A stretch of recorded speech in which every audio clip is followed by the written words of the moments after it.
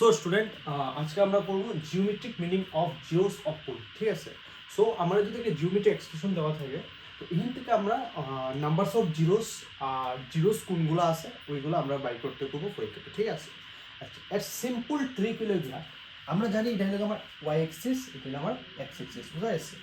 এই যে গ্রাফটা আছে না, এই গ্রাফটা এক্স এক্সিস রে কত টাইম কাট করছে এটাই হলো নাম্বারস অফ জিরোস, বুঝা যাচ্ছে। যেমন এই গ্রাফটা আছে না, এই গ্রাফটা জাস্ট এক্স এক্সিসে এই জায়গাতে কাট করছে, এই জায়গাতে কাট করছে, আর এই জায়গাতে কাটছে। The numbers of zeros, numbers of zeros 3। Clear? এখন জিরোসগুলো কোনটা কোনটা, জিরোসগুলো যদি তোমার কয় কোনগুলা, তাইলে তোমার সিম্পল কথা, এটার কোঅর্ডিনেট কত -4,0, এটার কোঅর্ডিনেট কত 2,0, এটার কোঅর্ডিনেট কত 5,0, বুঝা যাচ্ছে। নাম্বার জিরোসগুলো হইলে গেছে একটা হইলে -4, আর একটা হইলে 2, আর একটা হইলে 5। সিম্পল কথা, বুঝা গেছে। সেম ভাবে এই গ্রাফটার মধ্যে নাম্বারস অফ জিরোস কত হইব, নাম্বারস অফ জিরোস এই গ্রাফটা আছে না, এটা এক্স এক্সিসে কত টাইম কাট করছে 1 time, so numbers of zeros 1, বুঝা গেছে। সেম ভাবে এই গ্রাফটার মধ্যে এক্স এক্সিসে কত টাইম কাট করছে, এই একটা কাট করছে, এই একটা কাট করছে, তাহলে 2 টাইম, তাহলে নাম্বারস অফ জিরোস হবে 2টা।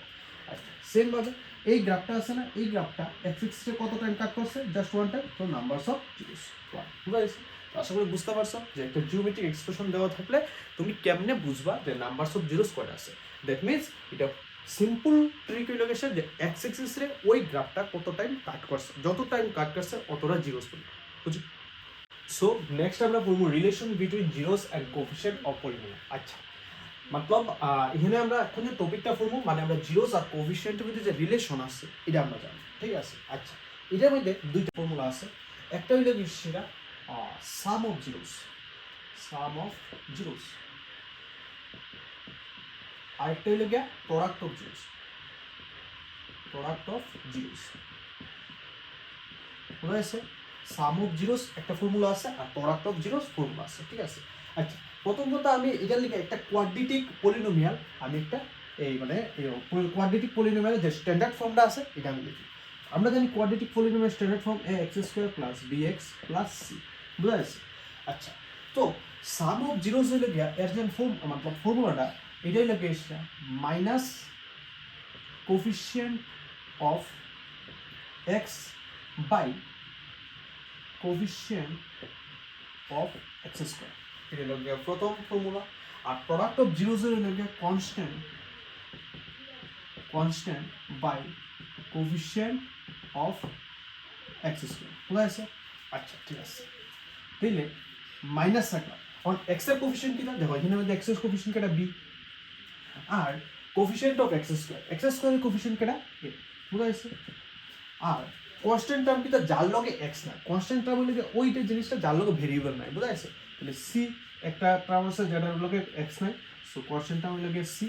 আর কোফিশিয়েন্ট অফ এক্স স্কোয়ার ওর লাগে এক্স স্কোয়ারের কোফিশিয়েন্ট লাগে, বুঝা গেছে। সো এই জিনিসটার লাগে তোমরা এই দুইটা ফর্মুলা মনে রাখবা, ঠিক আছে। যে সাম অফ জিরোস আর product of zeros, sum of zeros means লাগে minus coefficient of x by coefficient of x square, product of zeros that means constant term by coefficient of x square, বাস বুঝিও তুমি যাবো। এটা দিয়েছে। এখন আমি এনসিইআরটি বইয়ের এক্সারসাইজ 2.2 এর কোয়েশ্চন নাম্বার 1 সলভ করব, বুঝা গেছে।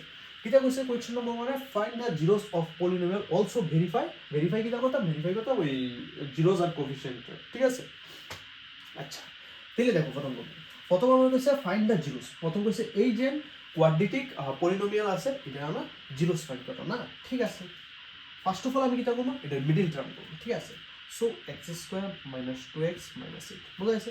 এটা মিডল টার্ম করবো, কেমনে এটা মিডল টার্ম করবো। ওকে, আমি দেখবো প্রথম এক্স স্কোয়ারের কোফিশিয়েন্ট কে আছে, কোনো কিছু আসেনি, না থাকলে 1, ক্লিয়ার। এর লগে মাল্টিপ্লাই করবো, এখানে মধ্যে কনস্ট্যান্ট টার্ম কেটা আছে, কনস্ট্যান্ট টার্ম কেটা আছে 8, সো 8 1 যা 8, বুঝছো তো বুঝলো। আচ্ছা, নেক্সট 8 এর প্রাইম ফ্যাক্টরাইজেশন করবো, 2 দিয়া দিলে 4, 2 দিয়া দিলে 2, ক্লিয়ার। আচ্ছা, নেক্সট আমি দেখবো এক্স এর কোফিশিয়েন্ট কেটা আছে, এক্স এর কোফিশিয়েন্ট কেটা আছে 2। তো আমি এখান থেকে এইভাবে মাল্টিপ্লাই বা ডিভাইড করবো বা সাবট্রাক্ট করবো বা অ্যাড করবো যাতে আমার 2 হয়, সিম্পল কথা, বুঝা গেছে। তাই আমি দেখতেছি যে 2 2 যা কত হইতেছে 4, আর হয়ে গেছে 2, বুঝা গেছে। আর 4 থেকে 2 সাবট্রাক্ট করলে কত হয় 2, তাহলে 2 প্লেসে আমি লিখবো 4 - 2, বুঝা গেছে। তো এক্স স্কোয়ার মাইনাস 2 প্লেসে লিখবো 4 - 2, লগে আসলো এক্স মাইনাস 1, ক্লিয়ার। আচ্ছা, এটা আমরা ছোটো ক্লাসে পড়ছি, আশা করি বুঝতেছো। আচ্ছা, এক্স স্কোয়ার মাইনাস 4 দিয়া এক্স এ মাল্টিপ্লাই করবো 4x, মাইনাসে মাইনাসে প্লাস 2 দিয়ে এক্স এ মাল্টিপ্লাই করবো 2x আর মাইনাস 8 হয়ে গেছে। ক্লিয়ার? আচ্ছা, এখন দেখো এখানে এক্স স্কোয়ার বলতে দুইটা এক্স, এখানে আছে একটা এক্স, তাহলে কমন করে এক্স যাবো, একটা এক্স নাকি তা? ওকে, দুইটা এক্স থেকে একটা এক্স লয়ে বসে, তাহলে একটা এক্স রইল, মাইনাস 4x থেকে এক্স এর লয়ে বসে কেটে হয়ে গেল। ক্লিয়ার? উত্তর যাবে। আচ্ছা, এরপর প্লাস হয়ে গেছে, এখানে এক্স আছে কিন্তু এখানে এক্স আছে নি, তাহলে এক্স কমন যেত, বুঝা গেছে? আচ্ছা, এখানে 2 আছে, এখানে 8 আছে, 2 দিয়ে 8 ডিভাইড করা যায় না, 8 দিয়ে 2 ডিভাইড করা যায়, 2 দিয়ে 8 ডিভাইড করা যায়, দ্যাটস ওয়াই এখানে 2 কমন যাবে। ক্লিয়ার? ওকে, 2x থেকে 2 এর লয়ে বসে, তাহলে এখানে x মধ্যে মাইনাস, আর 2 দিয়ে 8 ডিভাইড করলে হয় 4। এখন যে ব্র্যাকেটের ভিতরে এক্সপ্রেশনগুলো আইছে, আমার দেখতে লাগবো ব্র্যাকেটের ভিতরে এক্সপ্রেশনগুলো সেম সেম আইছে। যদি সেম সেম আয়া থাকে দ্যাট মিনস তোমার অঙ্ক 100% কারেক্ট, বুঝা যাচ্ছে? আর যদি সেম সেম না আয়া থাকে দ্যাট মিনস তোমার অঙ্কের মধ্যে কোনো না কোনো জায়গাতে ভুল আছে, বুঝা যাচ্ছে? কারণ মিডল টার্ম করলে সবসময় এই জিনিসটা সেম সেম। আচ্ছা, এখন ব্র্যাকেটের ভিতরটি যেটা এখানে আছে, এইটা একটা ব্র্যাকেটের একটা, আর ব্র্যাকেটের বাইরেরটা একটা এক্স একটা প্লাস, এটা একটা ব্যাপার, বুঝা যাচ্ছে? এখন আমি কী করবো, একবার ইটারে 0 ধরবো, আরেকবার ইটারে 0 ধরবো। ক্লিয়ার? আচ্ছা, এক্স ইকাল টু মাইনাস আছে, এদিকে গেলে প্লাস, এক্স ইকাল টু এদিকে প্লাস আছে, এদিকে গেলে মাইনাস। তো এক্স এর যে দুইটা ভ্যালু আছে, this is the zeros of this polynomial. ঠিক আছে, এই পলিনোমিয়াল জিরোস হলো এই দুটো। কেন?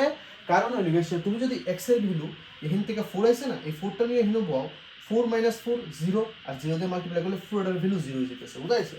দ্যাটস ওয়াই এটা করে zeros, as well as x এর ভ্যালু তুমি এখানে নিয়ে -2 বল, এই জায়গাতে 0 আসবে, দ্যাটস ওয়াই এটারও কোন হবে জিরোস, বুঝা যাচ্ছে? তো জিরোস আমরা ফাইন্ড করতে পারছি, বুঝছি? আচ্ছা, নেক্সট ভেরিফাই করতে, তো ভেরিফাই করো প্রথম sum of zeros, sum of zeros. আচ্ছা, সাম অফ জিরোসের ফর্মুলা কিটা? সাম অফ জিরোসের formula minus coefficient of x square, x স্কোয়ারের coefficient, sorry coefficient of x, x এর কোফিশিয়েন্ট, এক্স এর কোফিশিয়েন্ট কেটে আছে 2 আছে। আর আমি কইছিলাম কোফিশিয়েন্টের যে কনসেপ্টটা বুঝাইছিলাম যে এর আগে যদি প্লাস থাকে লেখার কোনো মানে মিনিংলেস, আর যদি এটা মাইনাস থাকে তাহলে মাইনাসটাও লিখতে পারবে, বুঝা গেছে? আচ্ছা, নেক্সট হলো কি coefficient of x square, x স্কোয়ারের কোফিশিয়েন্ট কোনো কিছু আছে না, থাকলে 1, বুঝা গেছে?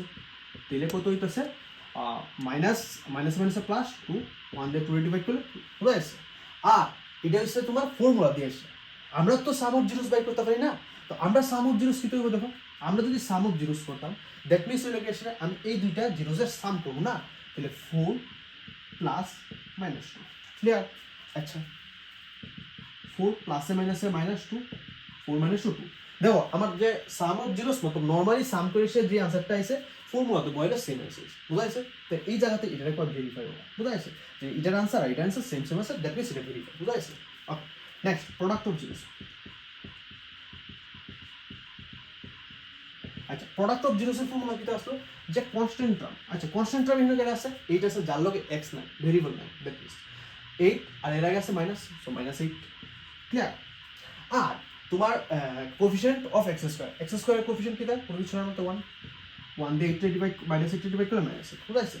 আমরা তো প্রোডাক্ট অফ জিরোস বাই করতে পারি, আমরা প্রোডাক্ট অফ জিরোস কিটা বাই করতে পারি? এই দুটো জিরোস আর প্রোডাক্ট করতে পারি, অবভিয়াস 4 × -2, বুঝা যাচ্ছে? 4 × -2, 4 2 8, সামনে গুণ দেখো এখানে -8 আছে, এখানে -8 আছে, দুটো সেম সেম আছে, দ্যাট মিনস এটা ভেরিফাই আছে। আশা করি বুঝতে পারছো, যদি না বুঝতে থাকো তাহলে তুমি কমেন্ট বক্সে কমেন্ট করো, আমি আরও বুঝাবার ট্রাই করব, ঠিক আছে? সো আমার ভিডিওটা যদি ভালো লাগে তাহলে লাইক, শেয়ার আর আমার চ্যানেলটা সাবস্ক্রাইব করো।